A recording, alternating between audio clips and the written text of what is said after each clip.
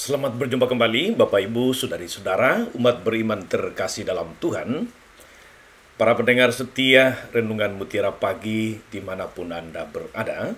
Apa kabar Anda hari ini? Semoga senantiasa sehat, jasmani rohani, dan boleh menjalani seluruh aktivitas sepanjang hari ini dengan penuh syukur dan semangat. Saya Romagus CSSR mengajak Bapak Ibu, Saudari-saudara pada hari Kamis tanggal 11 Maret 2021 ini merenungkan Injil Lukas bab 11 ayat 14 sampai 23. Dalam nama Bapa dan Putra dan Roh Kudus. Amin. Sekali peristiwa Yesus mengusir dari seseorang suatu setan yang membisukan. Ketika setan itu keluar, orang bisu itu dapat berkata-kata, maka heranlah orang banyak. Tapi ada di antara mereka yang berkata, ia mengusir setan dengan kuasa Beelzebul, penghulu setan. Ada pula yang meminta suatu tanda dari surga kepada Yesus untuk mencobai dia. Tetapi Yesus mengetahui pikiran mereka lalu berkata, setiap kerajaan yang terpecah-pecah pasti binasa, dan setiap rumah tangga yang terpecah-pecah pasti runtuh. Jikalau iblis itu terbagi-bagi dan melawan dirinya sendiri, bagaimanakah kerajaannya dapat bertahan? Sebab kamu berkata bahwa aku mengusir setan dengan kuasa Beelzebul. Jadi, jika aku mengusir setan dengan kuasa Beelzebul, dengan kuasa apakah pengikut-pengikutmu mengusirnya? Nah, merekalah yang akan menjadi hakimmu. Tapi jika aku mengusir setan dengan kuasa Allah, maka sesungguhnya kerajaan Allah sudah datang kepadamu. Apabila seorang yang kuat dan bersenjata lengkap menjaga rumahnya sendiri, maka amanlah segala miliknya.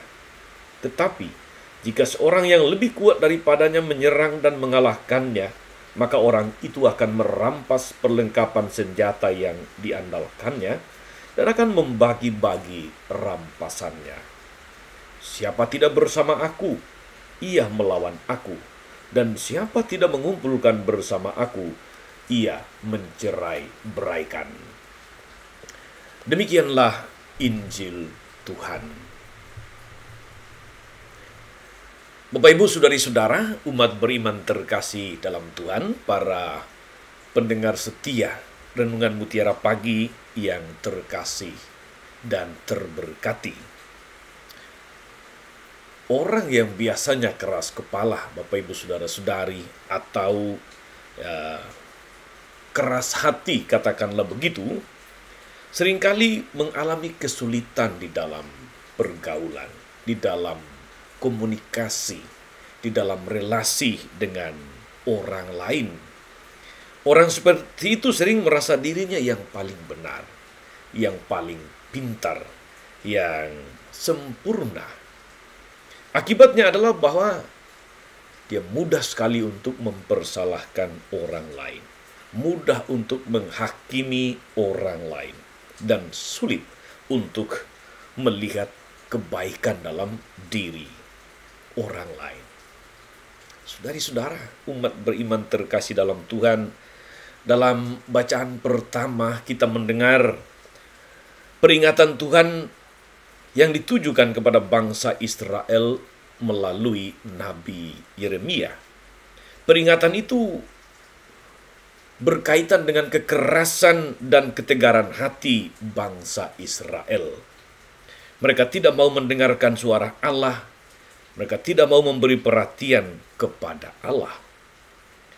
Mereka lebih mengikuti kehendak dan pikiran rancangan mereka sendiri daripada rancangan dan kehendak Tuhan.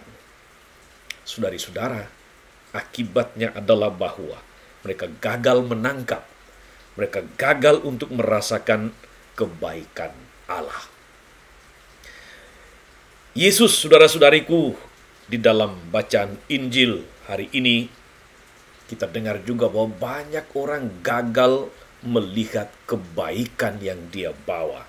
Banyak pendengar yang menyaksikan mujizat yang tidak terhitung, tapi juga masih tetap tegar hati, tegar tengkuk, keras hati, sudah mengalami begitu banyak kebaikan, sapaan, sentuhan kasih Tuhan melalui Yesus, tapi juga masih tetap punya pikiran buruk terhadap Yesus. Itu hanya mungkin karena hati itu mengeras. Kekerasan hati itu hanya mungkin karena ada kesombongan. Itu hanya mungkin karena dalam hati juga ada, katakanlah itu sebagai rasa iri hati, dengki dengan Yesus. Mereka bukan hanya gagal, saudara-saudari, tetapi mereka memunculkan kejahatan baru, yakni menghakimi dan menuduh Yesus bersekutu dengan penghulu setan Beelzebul. Saudari-saudara, umat beriman terkasih dalam Tuhan, hati itu adalah pusat kepribadian manusia. Dari dalam hati muncul segala yang baik, tapi juga segala yang buruk atau segala yang jahat. Oleh karena itu, saudari-saudara, kita perlu menjaga kemurnian hati. Kita perlu mendidik hati nurani. Kita perlu memelihara sikap rendah hati, sikap murah hati, lemah lembut, dan tulus. Ketegaran hati itu hanya akan membuat kita gagal melihat, merasakan kebaikan Tuhan di dalam pengalaman-pengalaman pribadi, di dalam kebersamaan dengan orang-orang lain. Imbasnya, saudari-saudara, kita pun akan gagal untuk menghadirkan kebaikan dalam hidup kita. Kita gagal menghadirkan kabar baik di dalam hidup kita.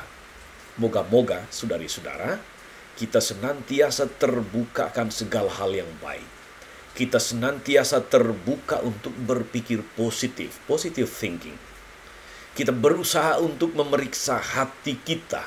Adakah dalam hati kita perasaan-perasaan seperti orang Yahudi yang iri hati, yang dengki, dan karena itu gampang menghakimi, gampang menghukum.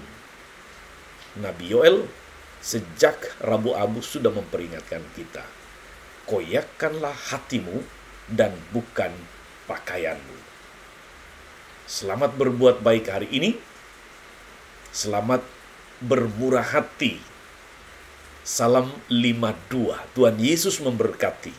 Maria Bunda selalu menolong, setia mendoakan kita semua. Amin. Tuhan Yesus Kristus, kami bersyukur karena Engkau senantiasa menghendaki segala hal yang baik dalam diri kami. Engkau menghendaki kami memiliki hati yang rendah, hati yang penuh dengan kemurahan dan ketulusan. Engkau menghendaki agar kami senantiasa menjadi pembawa kabar baik di tengah dunia. Anugerahkanlah kemampuan yang kami butuhkan. Anugerahkanlah rahmat kerendahan hati, agar kami mampu melihat segala yang baik, yang positif dalam diri sesama kami. Agar kami mampu menghargai segala kelebihan kekurangan orang lain, dan agar kami mampu menjadi saluran berkat-Mu bagi siapapun. Kami sampaikan semuanya ini ya Bapa ke dalam tangan-Mu yang kudus dan mulia. So Engkaulah Tuhan dan penyelenggara hidup kami sepanjang segala masa. Amin. Saudari-saudara sekalian, berkat Allah turun atas saudara-saudari, atas mereka yang kita doakan atau kita janjikan doa. Mereka yang sakit dan menderita, segala rencana, karya, dan pelayanan kita sepanjang hari ini, Bapa dan Putra dan Roh Kudus. Amin.